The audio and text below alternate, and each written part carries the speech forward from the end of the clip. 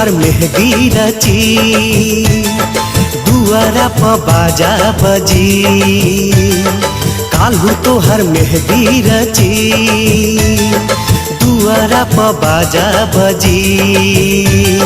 खिड़की से देखी हो सनम काल्हू तोहर मेहंदी रची दुआरा प बाजा बजी। खिड़की से देखी हो सनम काल्हू तोहर मेहंदी रची।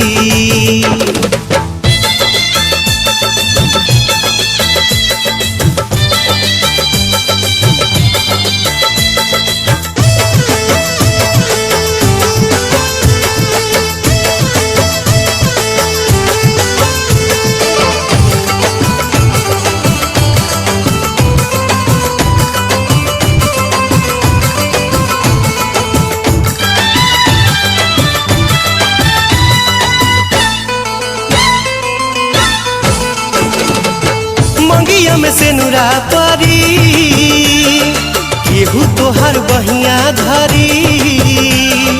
सोरा हो सिंगार कही के देखली ह तनी बहरी।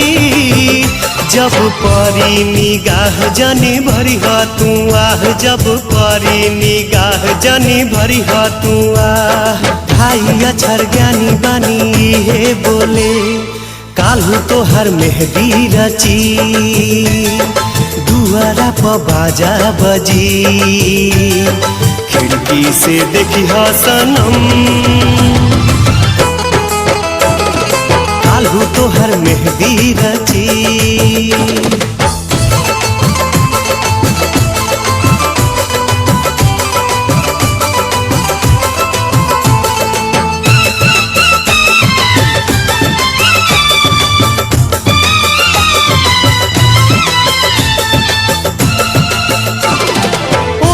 हर डोली चली दूर होई गली गली। जरी गइल परवाना सुर होई गली गली। तहर बंधन जुटी हमर दुनिया लूटी। तहर बंधन जुटी हमर दुनिया लूटी। पिया संगे बोले जिया लागी डोले काल्हू तोहर मेहंदी रची दुआरा प बाजा बजी। खिड़की से देखी हो सनम काल्हू तोहर मेहंदी रची।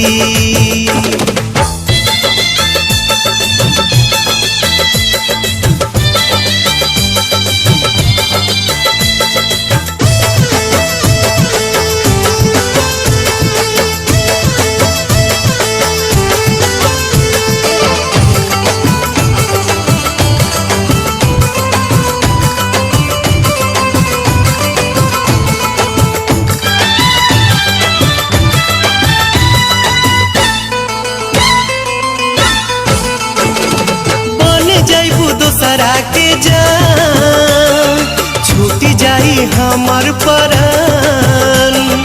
अगला जन्म में तू ही फिर होई हा दिल के मेहमान।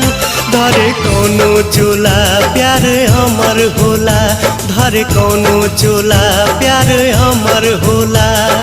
भाई अक्षर ज्ञानी बानी हे बोले काल्हू तोहर मेहंदी रची दुआरा प बाजा बजी। काल्हू तोहर मेहंदी रची दुआरा प बाजा बजी। खिड़की से देखी हो सनम काल्हू तोहर मेहंदी रची दुआरा प बाजा बजी। खिड़की से देखी हो सनम काल्हू तोहर मेहंदी रची। काल्हू तोहर मेहंदी रची। काल्हू तोहर मेहंदी रची।